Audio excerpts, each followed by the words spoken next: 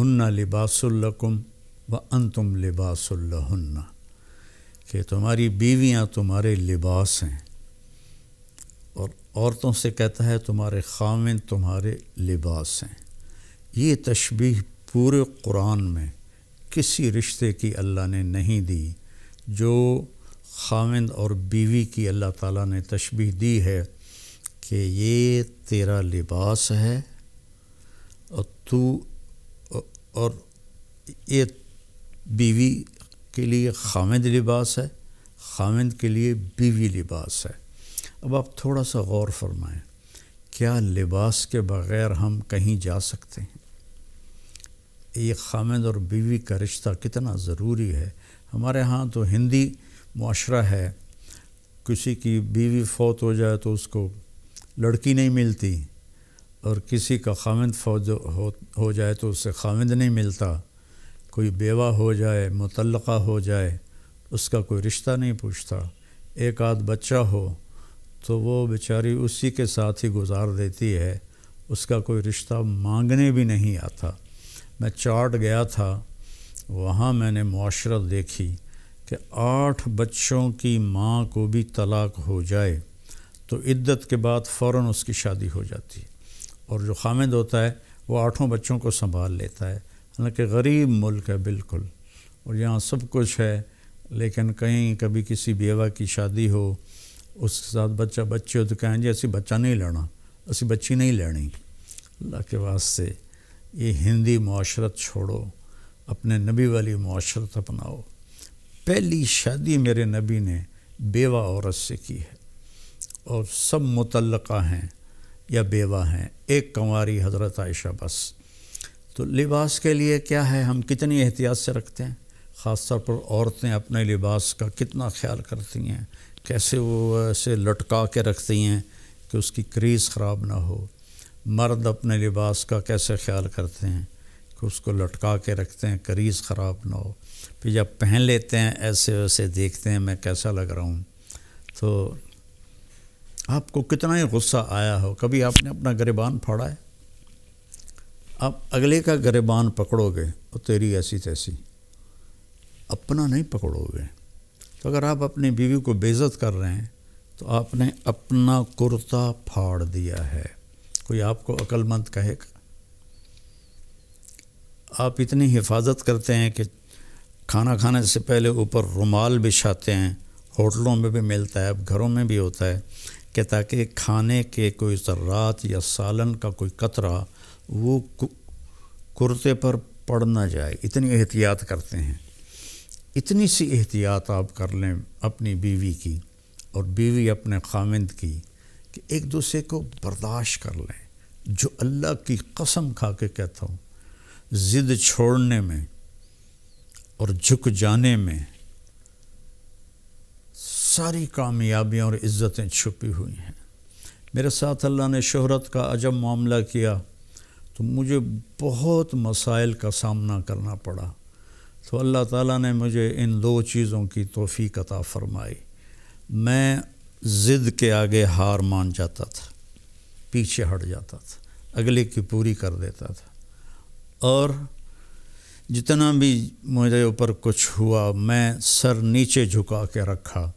میں نے کبھی جواب نہیں دیا، کبھی ترکی بترکی جواب نہیں دیا، کبھی ضد کو ضد سے نہیں توڑا، اپنی ضد کو توڑ دیا اور اپنے آپ کو نیچے جھکا لیا۔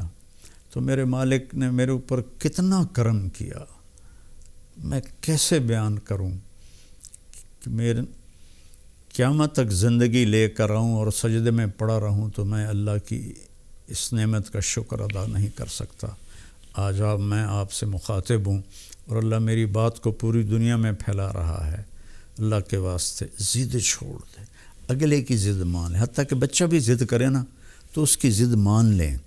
مائیں اس کی پٹائی شروع کر دیتی ہیں، وہیں سے نفرت کے بیج آپ ان کے اندر بو دیتے ہیں۔ ایک جگہ میں تھا تو خواتین جمع تھی تو کہنے لگی مولانا ہمارے بچے ہم سے ڈرتے نہیں۔ میں نے کہا تو کیا تم ڈائن ہو جو تمہارے بچے تم سے ڈریں؟ تم ماں بنو، تم یہ سوال کرو کہ ہمارے بچے ہم سے پیار کریں، کیا کیا جائے؟ یہ بھی کوئی سوال ہے کہ ہمارے بچے ہم سے ڈرتے نہیں؟ ڈرانا نہیں ہے، قریب کرنا ہے۔ تو جھک جاؤ، آپ کا گھر آباد ہو جائے گا۔ اللہ کی قسم کھا کے کہتا ہوں، آپ کے گھر میں خوشیاں رہیں گی۔ اگر آپ ضدوں پر رہیں گے تو پھر اپنے کپڑے پھاڑیں گے، تو اپنے کپڑے پھاڑنے والا یا پاگل ہوتا ہے یا بے عقل ہوتا ہے۔ تو ایک تو تشبیہ یہ ہے جس میں اللہ تعالیٰ نے ہمیں اتنا خوبصورت سمجھایا ہے کہ ہن لباس لکم وانتم لباس لہن۔ پھر اس سے ایک اور مطلب بھی نکلتا ہے، جب ہم چھوٹے تھے ہماری مائیں ہمیں جو کپڑے پہناتی تھیں وہ ہم پہن لیتے تھے۔ جب ہم بڑے ہوئے تو ہم اپنی پسند کا کپڑا خود لینے لگے اور خود یا خریدا یا منگوایا اپنی پسند کا۔ تو اس میں یہ اشارہ ہے کہ بچہ جوان ہو تو ان کی پسند کا خیال ضرور کریں، ان کی پسند کا خیال ضرور کریں، ان پر اپنی مرضی مسلط نہ کریں۔ وہ اگر خوشی سے مان رہے ہیں شکر ہے اللہ کا، لیکن مثلا بیٹا کہہ دیتا ہے کہ اماں میں نے یہاں شادی نہیں کرنی، یا بیٹی کہہ دیتی ہے اماں میں نے یہاں شادی نہیں کرنی، وہ اللہ کے واسطے ان کے اوپر زبردستی نہ کرو، جبر نہ کرو۔ یہ اللہ نے ان کو حق دیا ہے، لڑکی کو بھی لڑکے کو بھی اللہ نے حق دیا ہے کہ وہ انکار کر دے۔ اس کو لڑائی نہ بناؤ، اس کو نافرمانی نہ سمجھو بچوں کی۔ یہ بچے اور بچی کا حق ہے، تو ماں باپ اس کی رعایت کریں، زبردستی کی شادیاں نہ کریں۔ بہت تباہی مچتی ہے، بہت تباہی مچتی ہے۔ عمر گزر گئی ان کے بھیانک انجام دیکھتے ہوئے، جہاں ماں باپ نے ٹھونس دیا لڑکی پر کہ ایتھے ہی کرنی ہے، یا بیٹے پر ٹھونس دیا ایتھے ہی کرنی ہے نہیں تو گھروں نکل جا۔ یہ اس قسم کی فضول باتیں، یا ہم نے تو بس ارائیوں میں کرنی ہے، ہم نے تو جٹوں میں کرنی ہے، ہم نے تو راجپوتوں میں کرنی ہے۔ میرے نبی کا فرمان ہے نیک دیکھو، نیک نیک ہو، صالح ہو، اچھے اخلاق والا ہو، جس قوم کا بھی ہو رشتہ جوڑ دو۔ میرے نبی نے اپنی ایک بیٹی اپنے گھرانے میں دی حضرت علی علیہ السلام کو، باقی تینوں بیٹیاں آپ نے اپنے خاندان سے باہر دی ہیں۔ حضرت عثمان کو جو بنو امیہ میں سے تھے 2 بیٹیاں ان کو دی، ابو العاص کو بڑی بیٹی حضرت زینب دی۔ تو رشتوں میں اس بات کا خیال رکھیں کہ بچوں کی رائے کا خیال رکھا جائے۔ بات لمبی ہو رہی ہے لیکن ضروری ہے۔ حضرت علی رضی اللہ تعالیٰ عنہ علیہ السلام تشریف لائے حضرت فاطمہ کا رشتہ مانگنے، اور جبریل پہلے آ گئے تھے کہ یا رسول اللہ، اللہ نے علی اور فاطمہ کا رشتہ طے کر دیا ہے۔ تو جب آ کر بیٹھے تو شرمندگی سے بول نہ سکے، تو آپ نے خود فرمایا علی کیسے آئے؟ وہ خاموش۔ پھر آپ نے فرمایا فاطمہ کے رشتے کے لیے آئے ہو؟ کہ جی ہاں۔ تو انشاءاللہ کہہ کے اٹھ گئے، ہاں نہیں کی، صرف اتنا کہا انشاءاللہ، حالانکہ وحی آ چکی ہے، وحی آ چکی ہے۔ انشاءاللہ سیدھے گھر گئے، وہ حضرت فاطمہ رضی اللہ تعالیٰ عنہ علیہ السلام کو بلایا اور فرمایا بیٹی علی کا رشتہ آیا ہے، میں ہاں کر دوں؟ اللہ اکبر۔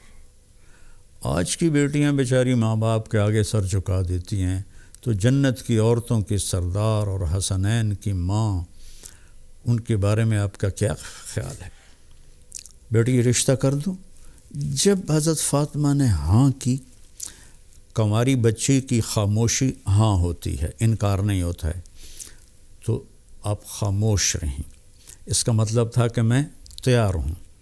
اب فوراً واپس گئے، علی لوگوں کو بلاؤ۔ پھر لوگ آئے، مجمع مسجد میں اکٹھا ہوا، تو آپ نے ممبر پر کھڑے ہو کے پہلی بات یہ کہ لوگوں، میرے پاس جبریل اللہ کا پیغام لے کر آئے تھے کہ میں اپنی بیٹی فاطمہ کا نکاح علی کے ساتھ کر دوں۔ جب میرا نبی اتنا خیال کر رہا ہے، ہم بھی خیال کیا کریں۔ اپنے پیٹ سے جنتے ہیں، پھر ان پر وہ زیادتی کرتے ہیں، یہ ساری زندگی سے سکتی رہتی ہے۔